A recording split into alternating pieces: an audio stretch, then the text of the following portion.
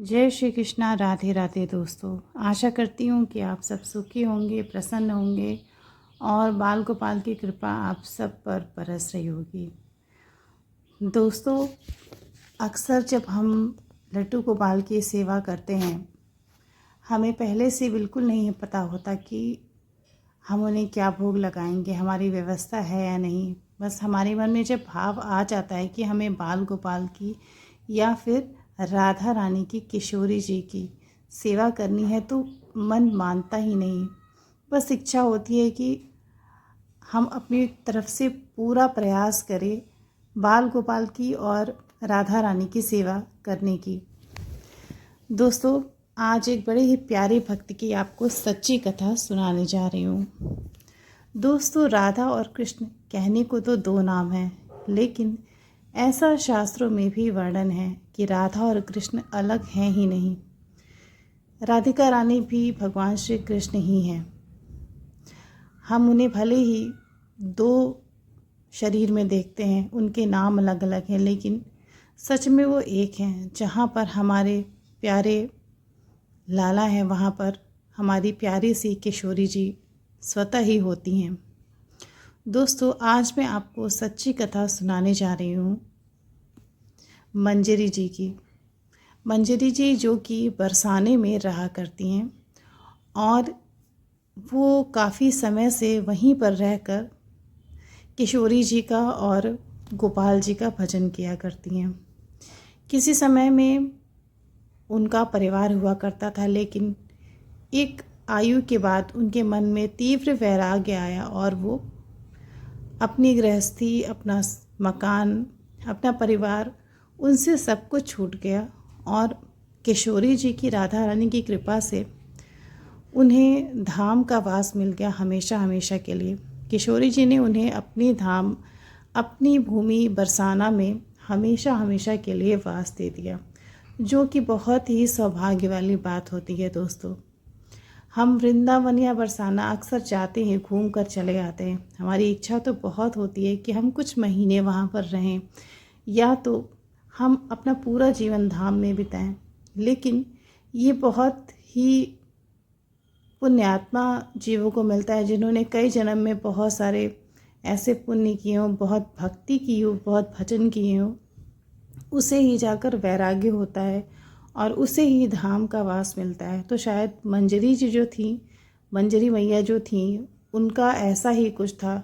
उन्होंने अपने पूर्व जन्मों में बहुत भजन किए थे और उनकी इच्छा सिर्फ एक ही रह गई थी, अब किशोरी जी का और श्याम सुंदर का भजन करना। दोस्तों, मंजरी जी जो थी वो लड्डू गोपाल की परम भक्ति थी। उनकी गोद में सदैव एक लाला होते थे। जो लोग उन्हें नहीं पहचानते थे, वो उनके इसी रूप से पहचानते थे कि वो हमेशा सदैव अपनी गोद में अपने लाला को, अपने लड्डू गोपाल को लिए रहती थी। वो वृद्ध हो गई थी काफ़ी, उन्हें हाथ में लड्डू गोपाल को लेने में काफ़ी कष्ट भी होता था, लेकिन फिर भी वो लाला को कहीं भी नहीं छोड़ती थी। वो बताती थी कि अगर कहीं मैं बाल गोपाल को छोड़ देती हूँ तो मेरे मन में अत्यंत बेचैनी होती है। मैं जहाँ भी रहती हूँ मुझे बार बार ऐसा प्रतीत होता है मानो मेरा आंचल पकड़ के मेरा लाला खींच रहा है और मुझसे कह रहा है कि मैया मुझे गोद में उठा लो। मंजरी मैया के साथ ऐसा कई बार हो चुका था और फिर वो जाकर अपने लड्डू गोपाल को गोद में उठाती थी, तभी वो बाल गोपाल उनके चुप होते थे और मानते थे। दोस्तों, मंजरी जी अपने लड्डू गोपाल की बहुत सारी लीलाओं के बारे में बताती हैं। मंजरी जी बताती हैं कि उनके परिवार से कोई भी संपर्क नहीं था। वे परिवार से या अपने किसी भी सगे संबंधी से किसी भी तरह की कोई सहायता या फिर धन नहीं लेती थी। कई बार उनके परिवार से उनके रिश्तेदार आए भी कि आप हमारे साथ चलिए, या फिर उन्हें धन दे के जाते थे कि आप ये रख लीजिए, आपके काम आएंगे, अभी आपको हमेशा यहीं पर रहना है। लेकिन फिर भी जो मैया थी वो किसी से कुछ भी स्वीकार नहीं करती थी। वो प्रभु में इतनी ज़्यादा उनकी निष्ठा थी, उनका कहना था कि मुझे जो भी मैं लूँगी वो सिर्फ अपने प्रभु से लूँगी। अगर कोई भी मुझे यहाँ साधु संत जो दे के जाते हैं या जो ब्रजवासी हैं, मैं उनके घर से माधुकरी करके ही खाऊंगी और भोग लगाऊंगी, अन्यथा मैं अपनी किसी भी सगे संबंधी से धन नहीं लूँगी। ये मैया की अनन्यता थी कि उनकी निष्ठा सिर्फ अपने गोपाल जी में थी कि वो मातुकरी से या ब्रजवासियों के घर से मुझे जो भी दिलवा देंगे बस मैं वही पाऊंगी और उसी का भोग लगाऊंगी और प्रसाद के रूप में वही खाऊंगी। बस इसी तरह से मैया का जीवन भक्ति में गुजरा जा रहा था। वो सुबह सुबह उठती और अपनी जो उनका जो दिनचर्या होती उसको पूरी करने के बाद वो परिक्रमा पे जाती। बरसाने धाम की पूरी एक परिक्रमा लगाती संतों के साथ और फिर वो वहाँ पर ब्रजवासियों के घर या बरसाने में जो लोग रहते थे जिनके घर थे उनके घर वो भोजन की भिक्षा मांगने के लिए जाया करती थी। एक दिन उनकी तबीयत बिल्कुल भी ठीक नहीं थी। वो उठ बैठ नहीं पा रही थी क्योंकि वृद्धावस्था की वजह से उनकी हड्डियां बहुत कमज़ोर हो गई थी। उनके पैर में बहुत पीड़ा थी। वो उठकर खड़ी भी नहीं हो पा रही थी और उनकी हिम्मत ही नहीं हो रही थी कि मैं आज लड्डू गोपाल को भोग लगाऊं या फिर अपनी किशोरी जी को भोग लगाऊं।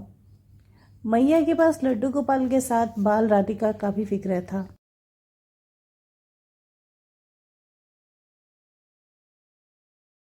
उनका ऐसा मानना था दोस्तों कि गोपाल जी अपनी लाली यानी अपनी राधिका रानी के बिना अधूरे हैं।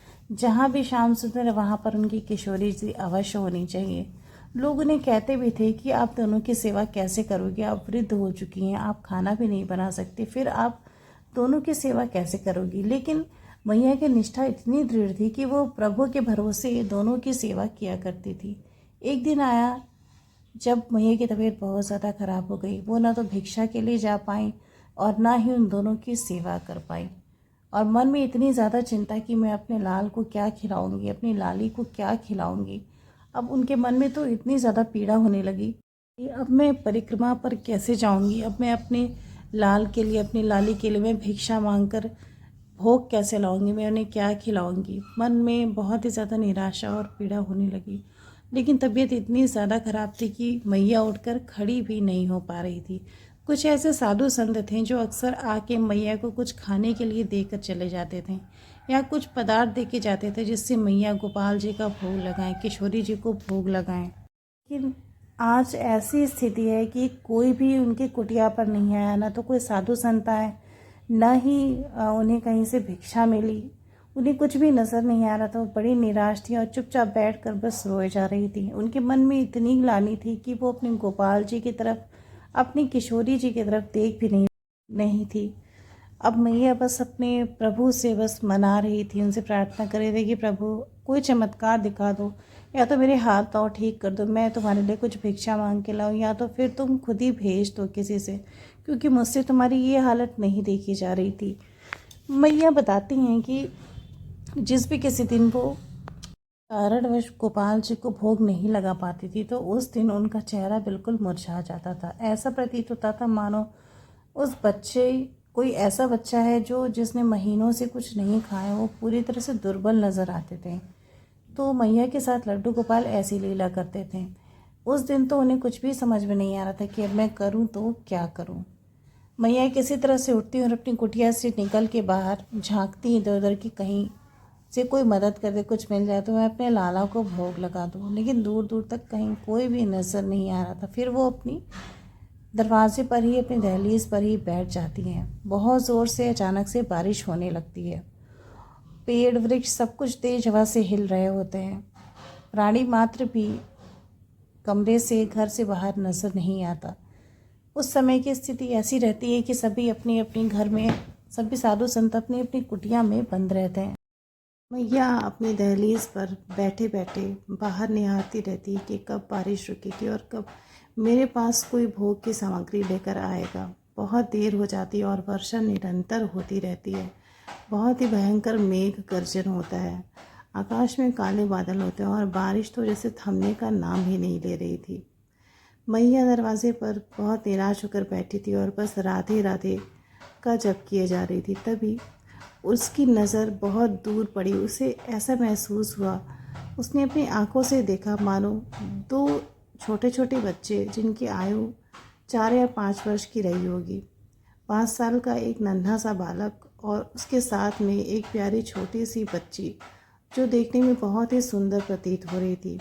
उसने नीले रंग का घाघरा पहना था और वो जो बच्चा था, जो लड़का था उसके साथ, तो बहुत सुंदर था। उसने पीले रंग का कोई वस्त्र धारण किया था। दोनों ही हंसते खेलते बारिश में नाचते मौज मस्ती करते हुए मैया की ही ओर बढ़े चले आ रहे थे। मैया की आंखें धुंधला गई थी। वो साफ देख नहीं पा रही थी कि कौन है। जब दोनों बच्चे खेलते खेलते दौड़ते हुए बारिश में भीगते भीगते मैया की कुटिया के बिल्कुल सामने आ गए, तभी मैया की नज़र पड़ी और मैया ने देखा कि दो प्यारे प्यारे बच्चे हैं। उन्हें देखकर अचानक से मैया का हृदय आनंद से भर उठा। उनके पैरों में जो पीड़ा हो रही थी, जिसकी वजह से वह उठ बैठ नहीं पा रही थी, अचानक से वो पीड़ा छूमंतर हो गई। उन दोनों बच्चों का सौंदर्य से भरा हुआ मुख देखकर मैया खड़ी हो गई। उनकी इच्छा हुई जैसे वो दौड़कर बाहर जाए और उन दोनों का हाथ पकड़ के खींचकर अपनी कुटिया में बैठा लें, क्योंकि वो बारिश में भीगते जा रहे थे। मैया कीचड़ में बारिश में भीगते हुए गई उन दोनों बच्चों को अपने पास बुलाने के लिए।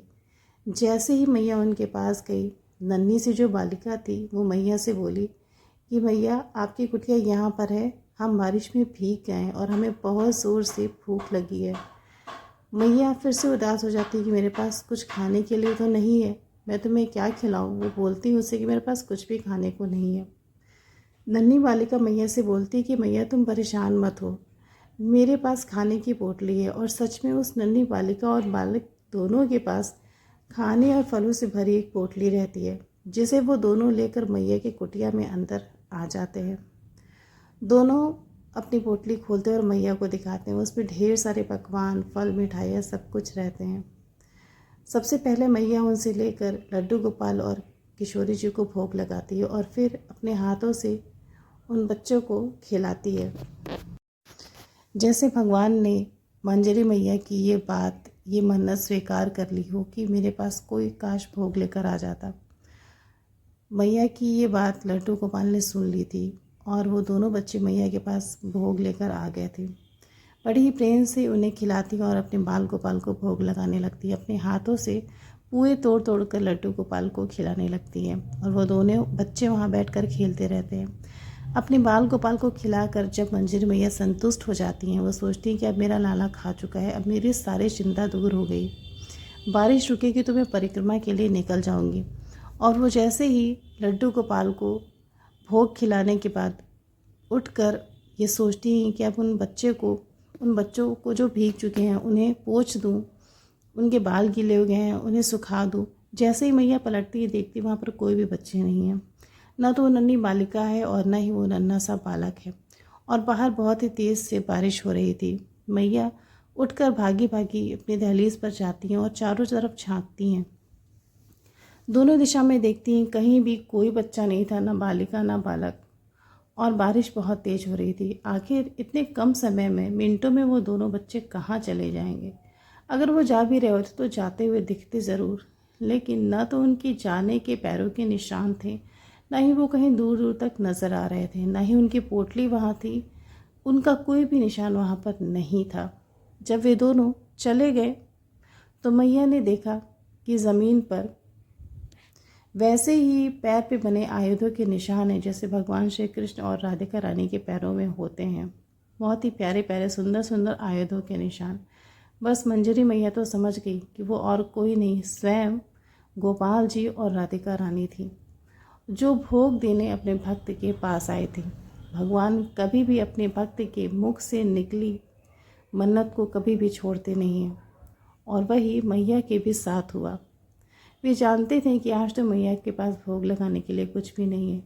वो अपनी मैया को दुखी नहीं देख सकते थे, इसलिए अपना वचन निभाने के लिए किशोरी जी और लड्डू गोपाल स्वयं मैया के पास आए उन्हें भोग देने के लिए। तो दोस्तों, आपने देखा कि लड्डू गोपाल और श्री किशोरी जी कैसे अपने भक्तों के साथ लीला करते हैं। भले कोई भी साथ ना दे भक्त का, लेकिन भगवान सदैव उसकी मदद करने उसके पास उतर के आते हैं। मंजरी भैया की ये प्यारी सी कथा आपको अच्छी लगी होगी तो ज़रूर इसे भक्तों के साथ शेयर करिएगा, और ऐसी ही प्यारी सुंदर लीलाओं का आस्वादन करने के लिए मेरे चैनल को ज़रूर सब्सक्राइब कीजिएगा। राधे राधे।